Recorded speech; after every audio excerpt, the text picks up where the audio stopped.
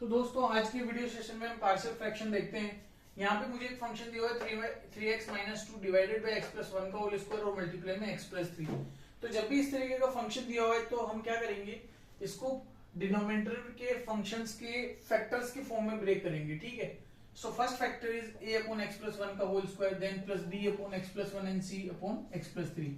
ये फॉर्मेट हमें रिमेंबर कर रखना है, याद रखना है कि इसको किस तरीके से ब्रेक डाउन करना है। ठीक है, उसके बाद इस सारे को फंक्शंस को कंपेयर कर लेंगे ओरिजिनल फंक्शन से and then will calculate find the values of a b and c। ठीक है, तो जब इसको लिखते हैं तो this becomes a multiply by x plus 3, right, then b multiply by x plus 1 multiply by x plus 3, c multiply by x plus 1 का whole square. ठीक है, थोड़ा सा सिंप्लीफाई कर लेते हैं। सो a multiply by x plus 3, b multiply by x square plus 4x plus 3 and c multiply by x plus 1 का whole square. यहाँ तक ठीक है। अब क्या करेंगे, यहाँ पे x स्क्वायर के कोफिशिएंट एक जगह कर लेते हैं, सो this becomes b plus c। x के कोफिशिएंट एक जगह कर लेते हैं, this becomes a plus 4b plus 2c, और यहाँ पे कांस्टेंट एक जगह कर लेते हैं तो 3a plus 3b plus c equal to 0। ठीक है, अब क्या करेंगे, कांस्टेंट कंपेयर कर लेते हैं। सो एक्स स्क्वायर के कोफिशिएंट अगर कंपेयर करते हैं सो b प्लस सी बिकम्स 0। ठीक है, तो यहां से क्या आ गया दोस्तों, b equal to minus C, equation number 1। Second equation क्या होगी, a plus 4b plus 2c equal to 3। ठीक है, सो इसको इक्वेशन नंबर सेकंड लिख देते हैं। And third equation is 3a plus 3b plus c equal to minus 2 and this is equation number 3। So b is nothing but minus c, तो यहाँ पे b equal to minus c लिख देते हैं equation number.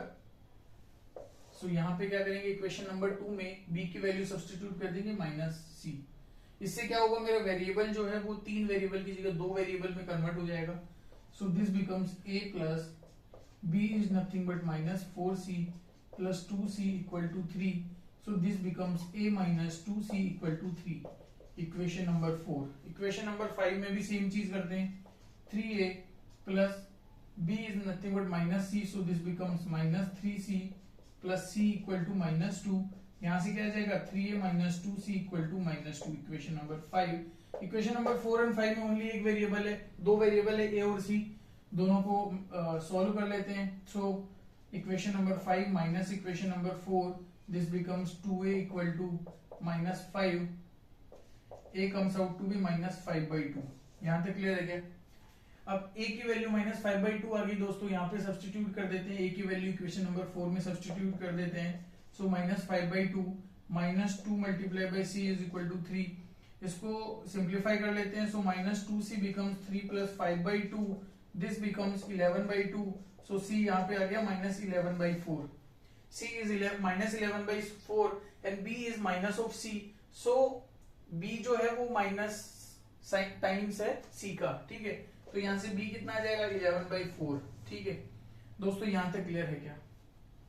यहां हमने क्या किया, बेसिकली इसको फैक्टर्स में ब्रेक कर लिया और इसके कोफिशिएंट एबीसी निकाल लिए, और थोड़ा सा कैलकुलेटिव है, एबीसी की वैल्यू मुझे अचीव हो चुकी है। अब हम क्या करेंगे, जो यहाँ पे एबीसी की वैल्यू है वो सब्स्टिट्यूट कर लेते हैं। सो a is nothing but, a कितना है दोस्तों, यहाँ पे a है यहाँ पे माइनस 5/2, और b कितना है दोस्तों यहाँ पे 11/4, और c कितना है यहाँ पे माइनस 11/4। यहां तक क्लियर है क्या? अब इसको इंटीग्रेट करना is not a big deal, इसको इंटीग्रेट करना नॉट ए बिग डील। इसको कह लेते हैं I1, इसको कह लेते हैं I2, इसको कह लेते हैं I3। ठीक है, सो अभी मैं क्या करने वाला हूं, मैं इसको साफ करने वाला हूं। ठीक है, और इसको अब काफी मंजिल के करीब पहुंच चुके हैं हम यहाँ पे दोस्तों। सो I is nothing but I1 plus I2 plus I3। ठीक है, I1 का इंटीग्रेशन माइनस 5/2 x प्लस 1 का whole square, so integration of minus 5/2 है। माइनस 5/2 दोस्तों कांस्टेंट है, इसको बाहर ले लेते हैं। सो this becomes integration of x plus 1 का होल स्क्वायर इंटू dx। सो ये सॉल्व करने पे आ जाएगा। यहां तक क्लियर है?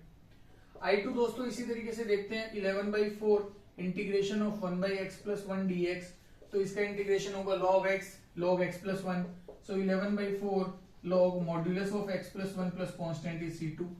इसी तरीके से I3 अगर निकालेंगे दोस्तों यहाँ पे, so minus 11/4 integration of 1/x plus 3 into dx, this becomes minus 11/4 log x plus 3 mod plus constant C3।